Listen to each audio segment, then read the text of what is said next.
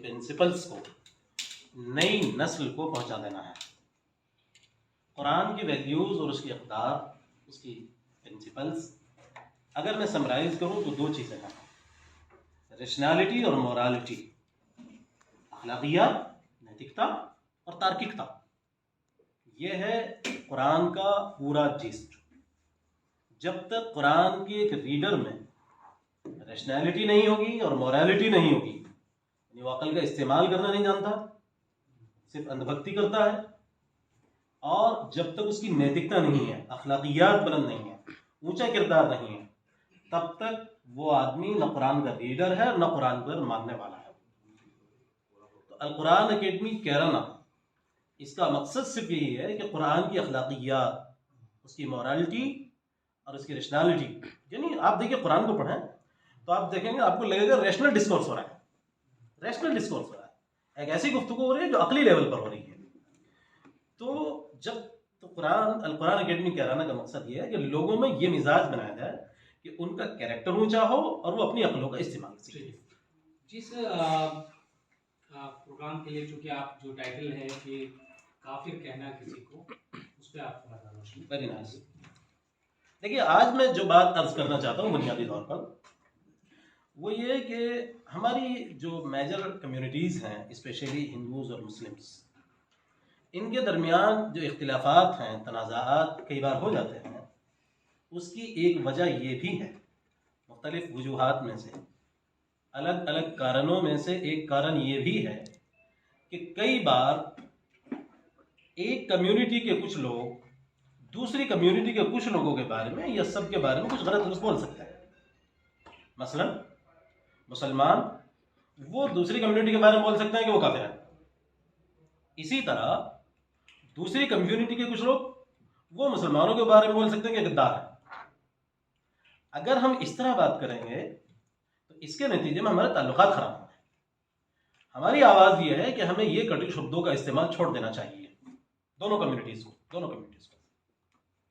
मैं चूंकि कुरान का तालिब इल्म हूँ, स्टूडेंट हूँ कुरान का, इसलिए एक स्टूडेंट ऑफ कुरान होने की हैसियत से मैंने इस बात पर गौर किया कि क्या किसी भी शख्स को कुरान की रोशनी में काफिर कहा जा सकता है, यानी किसी भी व्यक्ति किसी भी शख्स को निश्चित तौर पर काफिर कहना या किसी भी पूरी कम्युनिटी को काफिर का लेबल लगा देना, यह कैसा है? चाहे वो कम्युनिटी कोई भी हो, हिंदूज हो, सिख हो, ईसाई हो, कोई भी हो। तो मुझे कुरान में एक आयत मिली, मैंने चाहा कि अब उस आयत, वक्त आ गया है उस आयत को खुलकर लोगों के सामने बयान कर दिया जाए। कुरान की सूरत नंबर 32 आयत नंबर 25 सूरह सजदा, इसके अंदर इरशाद है, इन्ना रब्बका हुवा यफ़सिलु बैनहुम यौमल क़ियामति फ़ीमा कानू फ़ीही यख्तलिफ़ून।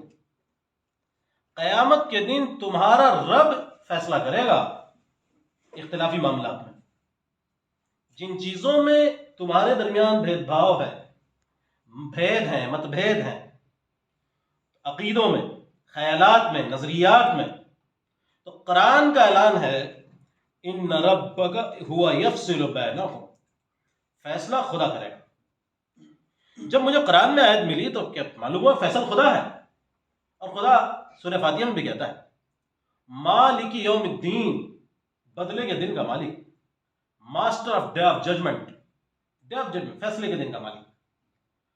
तो जब फैसले का दिन का मालिक कुरान के मुताबिक खुद खुदा है, तो फिर मैं कौन होता हूं जो किसी दूसरे के बारे में फैसला दे सकूं कि आप काफिर हैं?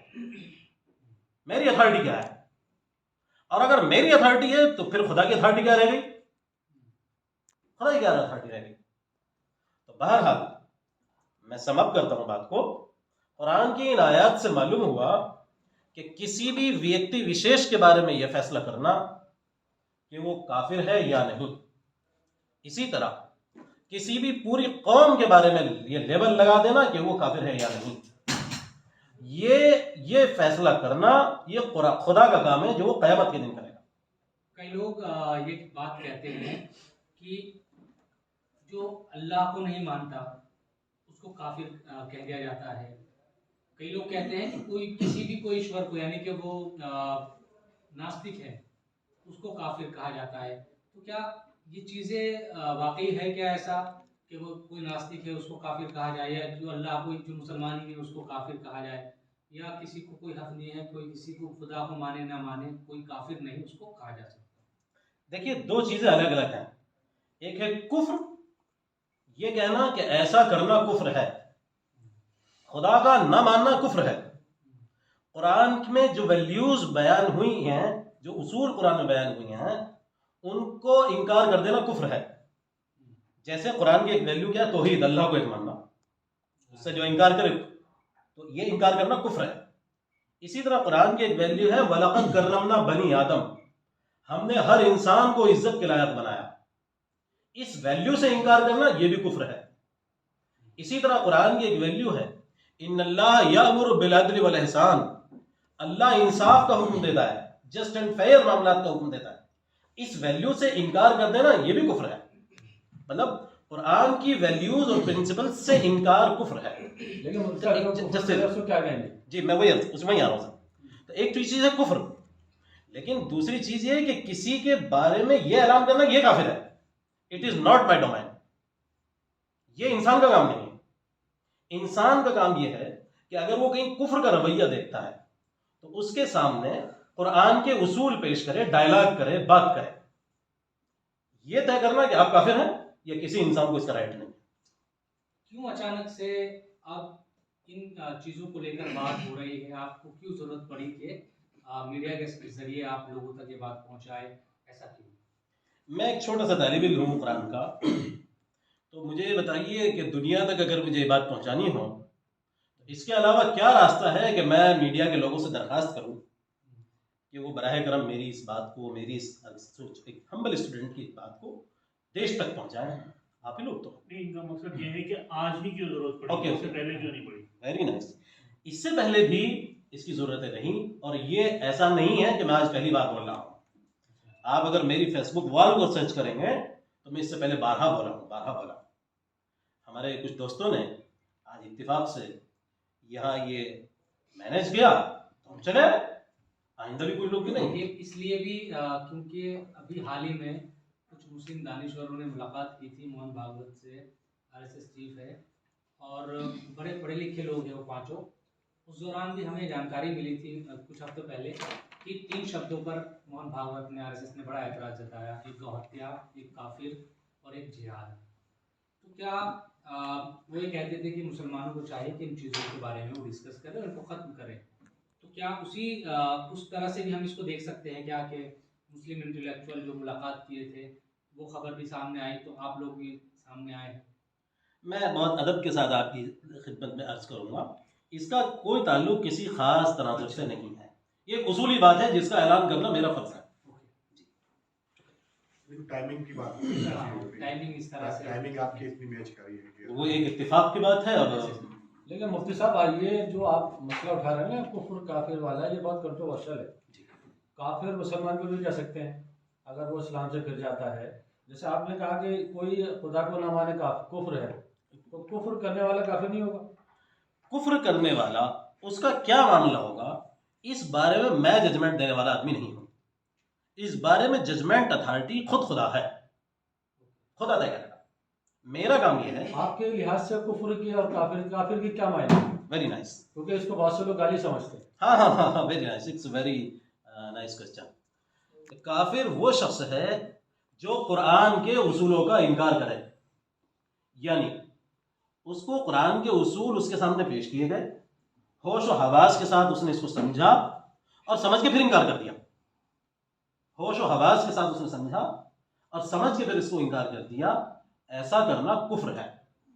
अब मुतय्यन तौर पर यह कहना कि वो आदमी काफिर है, यह काम मेरा नहीं है, यह काम अल्लाह का है। मैं अगर किसी शख्स में कुफ्र का रवैया देखता हूं, देखिए कुफ्र क्या है? कुफ्र एक एटीट्यूड है, एक रवैया है, एक बिहेवियर है। मैं अगर कुफ्र का रवैया किसी शख्स में देखता हूं तो मेरा काम यह है कि मैं उसकी काउंसलिंग करूं, उसके सामने कुरान के उसूलों को पेश करूं, डायलॉग करूं। यह कहना कि आप काफिर हैं, it is not my job. लेकिन कुरान शरीफ की एक आयत है, कुल या अय्युहल काफिरून, कह दो उन काफिरों से। यकीनन। इस पे क्या कहेंगे आप? Very nice. देखिए, जहां तक कुल या अय्युहल काफिरून की है, इस मामले में ये पैगंबर से खिताब है, किसी मुसलमान को नहीं कहा गया तुमसे। किसी मुसलमान ये थोड़ी कहा जा रहा अतर शमसी साहब खड़े हों और अभी ऐलान करें। सबसे पहली बात ये समझिए, इसमें पैगंबर से खिताब किया जा रहा है। और दूसरी बात ये समझ लीजिए कि वो एस्टेब्लिश्ड काफिरों से खिताब है। पैगंबर के सामने वो लोग जिनसे बात हो रही है वो एस्टेब्लिश्ड काफिर हो चुके थे, खुदा ने क्लियर कर दिया था उनका कुफ्र।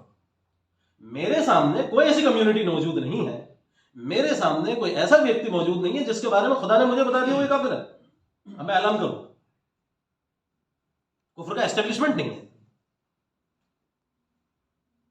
इसलिए it is not my job and it is not my right. अगर कोई काफिर भी है, उसमें ये भी कहा गया है कि काफिर है तो उसकी सजा जो है स्टेट तय करेगा। हरगिज नहीं, हरगिज नहीं। मैं अर्ज कर रहा हूं, कुरान कह रहा इन्न रब्बका हुवा यफसिलु बैनहुम यौमल क़ियामा, फैसला ही खुदा करेगा। तो who is state to punish any atheist? State यानी इस्लामिक स्टेट। हरगिज नहीं, नेवर। अच्छा मुफ्ती ने एक आखिरी क्वेश्चन है, जैसे शोएब भाई ने क्वेश्चन करा, उसके दो पहलू रह गए, गाय हत्या, गौ हत्या और जिहाद, इसका क्या बोलेंगे? वो तीसरा एक और संकट से जुदा, इस पे इसमें थोड़ा सा अब आपके क्या मैं जरूर विचार है? एक एक करके ले लेते हैं। आपने गौ हत्या की बात की। देखिए, गौ हत्या करना, हम जिस तनाजुर में हैं, खुदा की एक तालीम हमें यह है, कुरान की एक तालीम, कि हम कुरान में है क्या है वायत कि कुरान में बताया गया ज़माना चेंज होता रहता है, बदलता रहता है। ये बात कुरान में कही गई। इसका मतलब ये है कि हमें ज़माने का, सर्कमस्टेंसेस का ख्याल रखना, माहौल का ख्याल रखना, सर्कमस्टेंसेस को समझना है। इस वक्त जो सर्कमस्टेंसेस हैं हमारे मुल्क में, उन सर्कमस्टेंसेस में मैं गाय की अगर हत्या करता हूँ, जाहिर है लोगों के जज्बात मजरूह होते हैं। तो अब कुरानी रवैये की रोशनी में मेरी जिम्मेदारी बनती है कि मैं इस मामले में अपने दोस्तों का, अपने साथियों का, अपनी जो कम्युनिटी दूसरी यहाँ रहती है उनके जज्बात का एहतराम करूँ। इसलिए मैं इसे ये कहूँगा कि ये दुरुस्त रवैया। लेकिन जिहाद तो इस्लाम का एक अहम जुज है। बिल्कुल है, लेकिन इसका मतलब ये तो नहीं है कि हम गर्दन काटते फिरे। अरे आपसे मैं बात कर रहा हूँ, यही तो जिहाद है, जी कुरान में है। अच्छी बात कहना भी जिहाद। देखिए, मैं अर्ज किए देता हूँ, कुरान में है वजाहिदहुम बिही जिहादन कबीरा, और इन लोगों के साथ बड़ा जिहाद करो इस किताब के जरिए से, और इन लोगों के साथ बड़ा जिहाद करो इस किताब के जरिए से, यानी कुरान के जरिए से। मालूम हुआ जिहाद एक ऐसा अमल है, एक ऐसा प्रोसेस है जो कुरान के जरिए से होता है। और आप जानते हैं कुरान कोई तोप नहीं है उससे धमाका हो जाएगा। कुरान एक किताब है। तो मालूम हुआ कि जिहाद एक बुक बेस्ड जो अमल है जो किताब के जरिए से हुआ, यानी इस किताब के अफकार, इस किताब के उसूलों का फैलाना, यही जिहाद है। इस वक्त आपसे जिहाद ही हो रहा है, हम सब जिहाद कर रहे हैं इस टाइम। ठीक है, बाइट कर लो, कंटिन्यू।